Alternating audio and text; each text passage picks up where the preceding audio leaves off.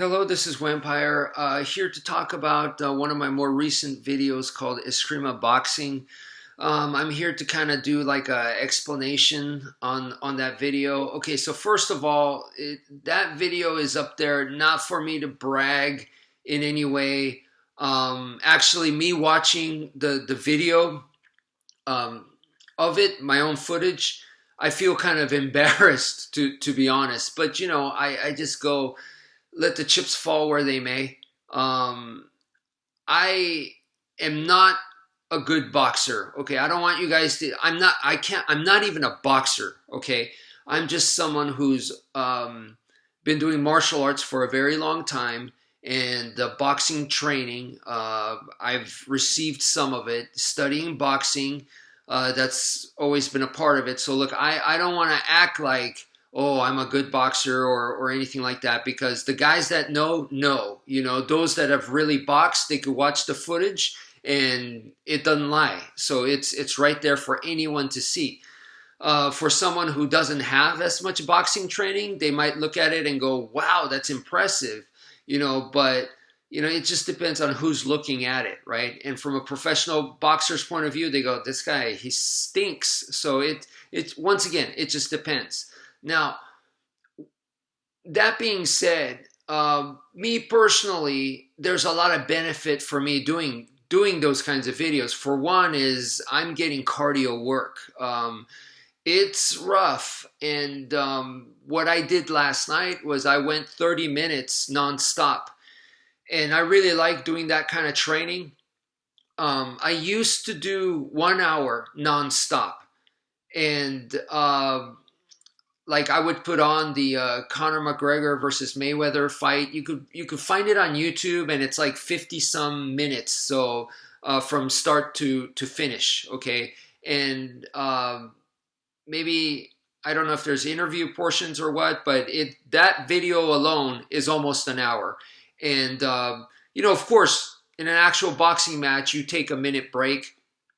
It's 3 minutes and whatnot. But for me, I don't take that minute break. I just, you know, go through the whole thing.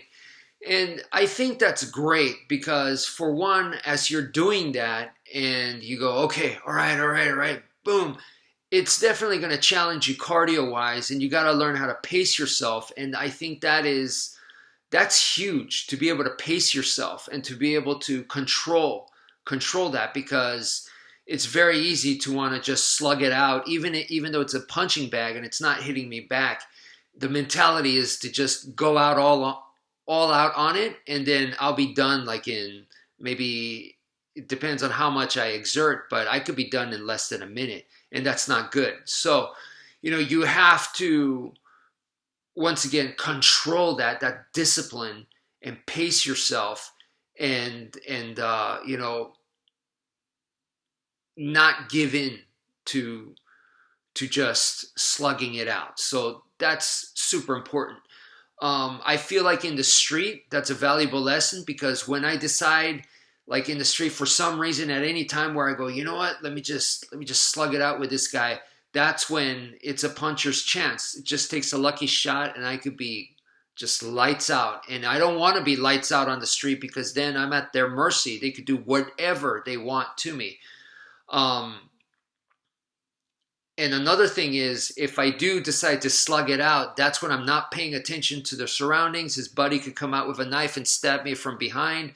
So that's another reason too why this kind of training is so valuable, is to be able to stay calm and, once again, control yourself. The other thing is, if you've never done, I call it deep water training, to just go 30 minutes nonstop, or an hour, a full hour nonstop. I call it deep water training because it's almost like when you go running or jogging, it's your alone time. And when you have that alone time, you start thinking, and you could start having all these thoughts, and that sometimes you notice you go down into a downward spiral where you start thinking negatively, and it just gets worse and worse and worse. And that's exactly what you don't want, and that's exactly what you want for the other guy. is this downward spiral, this mental where you could see it in their face where they just start, everything's falling apart for them inside. And to get to know that with yourself, through yourself, and then be able to apply it onto somebody is, to me, also huge. That's psychological warfare, but that's also being able to conquer your inside. And so as you're doing this kind of thing on the bag for 30 minutes, you go, what is the same combo again and again?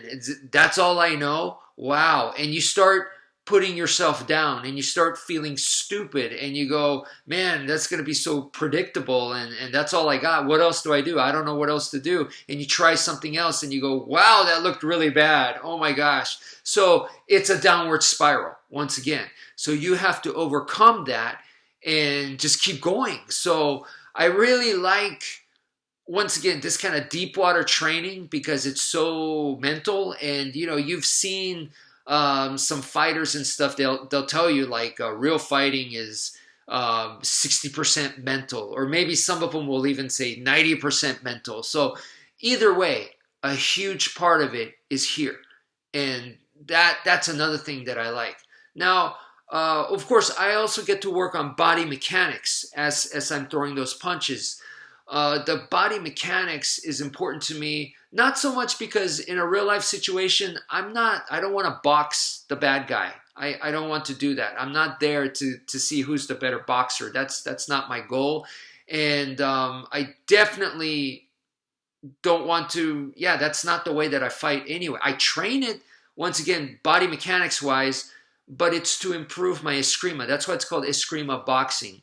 And you might be going, how is this really related? It's not just Escrima. It's related to other styles. Why? Because the engineering, the engine in your body mechanics, no matter what style you train in, no matter what technique you use, what strategy you're going to use, the body, the engine, and the engineering of the body doesn't change. It's still a human being doing the motions. No matter what style, what technique, it's still. So there's a certain way to be efficient and effective and maximize what you do.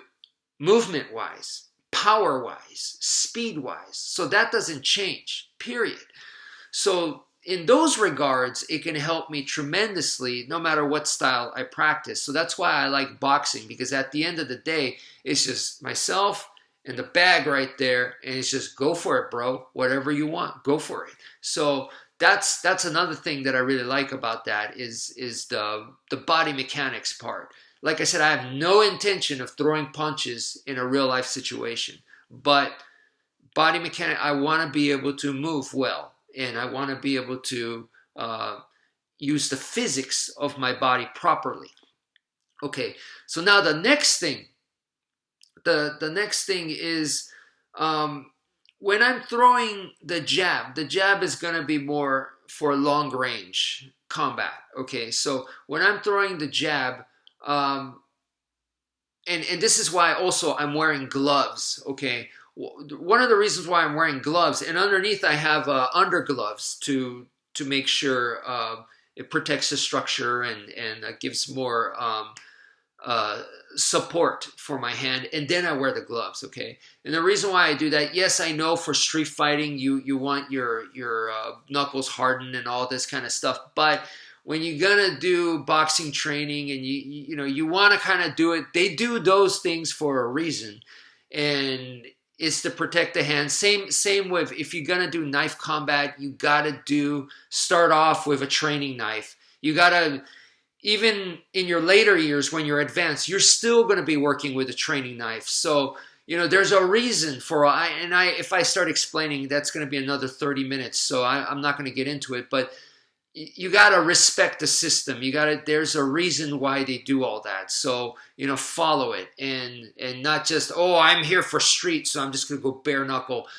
You can do that kind of training, but that's your add-on. But the main training shouldn't be that, okay, in my opinion. So I wear the gloves, and when I'm throwing the jab, the thing that I'm focusing on is, yes, I don't want to telegraph for sure. The telegraphing is big. Now, there's different ways to not telegraph. So in my case, because my arms are constantly moving, because from the Filipino martial arts with the sticks and stuff like that, because my arms are constantly moving in motion, so I'm using kind of that as a disguise to camouflage and be less telegraphing.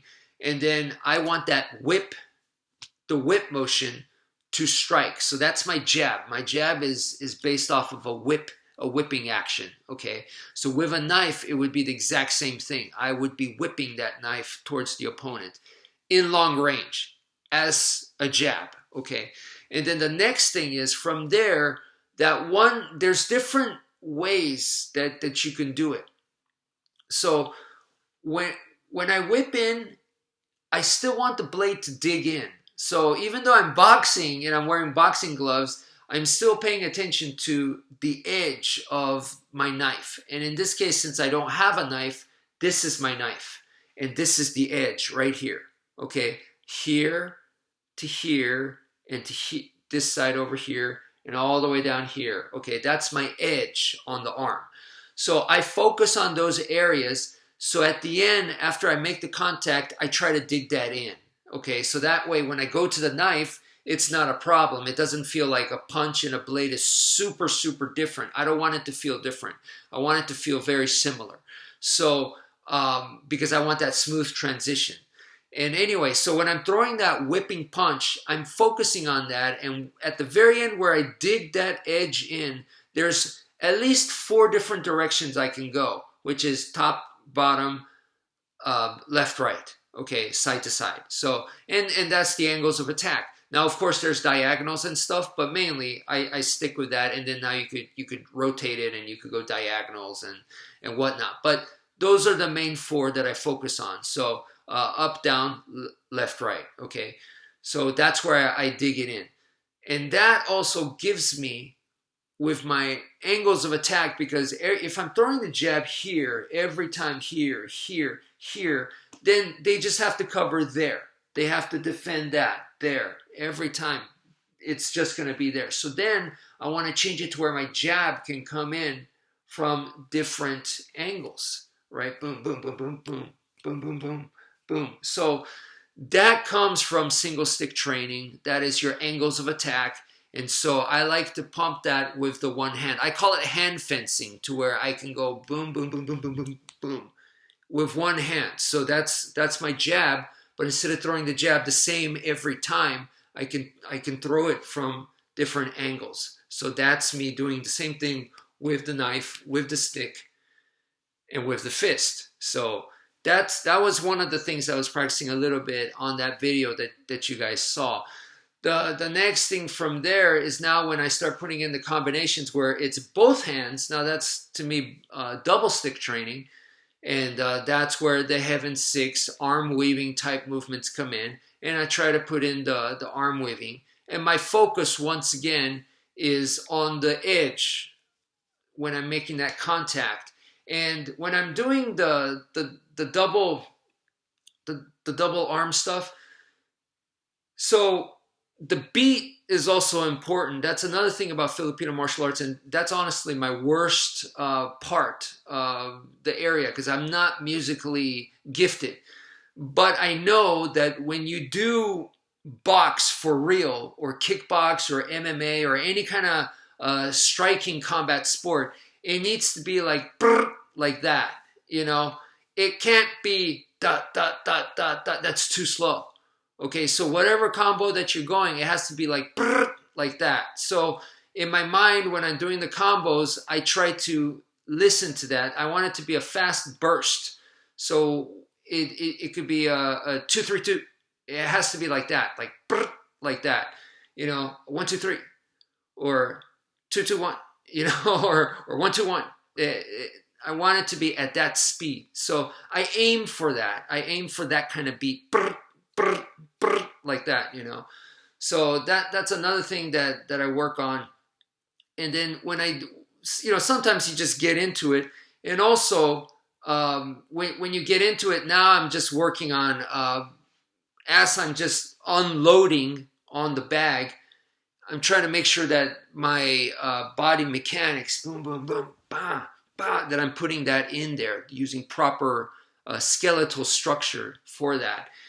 And at other times when I am doing the combos, I'd like to finish with a power shot. So rather than just going all fast here, I want that last one to boom, where I actually put that in there.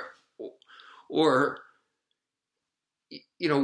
whether I'm opening in Filipino martial arts, it comes down to open and close. So whether I finish with a close or open, I want to put in more power that way. But the power is not with my muscles. I want to use the body. I want the body to let it take over. And that's hard. That's easy to say. It's hard, at least for me to do. And it really, one of the reasons why I like going for 30 minutes and stuff is when I start getting tired big time, like I'm like, oh my gosh, I can't do this anymore. At that point, I still got to hit the combos, and it still has to be, and then the last one still needs to be with power. There's nothing left in me, and I can't use my muscles and stuff, because then the next one is going to be even more tired. So at that point, I have to use the body. I have to use my footwork, my turning. I have to let the body make those motions rather than the arms. So I really like that aspect of the training too, because at that moment, that's where I feel like the technique starts to get a little bit more sharpened. That's the real valuable time that I'm putting in, is when I'm fatigued like that. And that's where my brain needs to really focus and go, oh, look at the way you moved there. That's way better than at the beginning of the video kind of thing. So those are some of the things that I'm working on. And then, of course, there's footwork, which is I am in kind of a confined space, so it's much harder to do, but I definitely incorporate the footwork, because a guy my size, for me to put my whole body into the shot, the easiest way is through footwork. In fact, that might be pretty much like the only way. I don't know how else to really do it. So that's kind of what I'm putting in. If I step into it, that's all of me coming into the punch. So that's how I put my body weight in there. So that's all footwork right there. So that's quick explanation. Thank you for viewing, and take care, folks.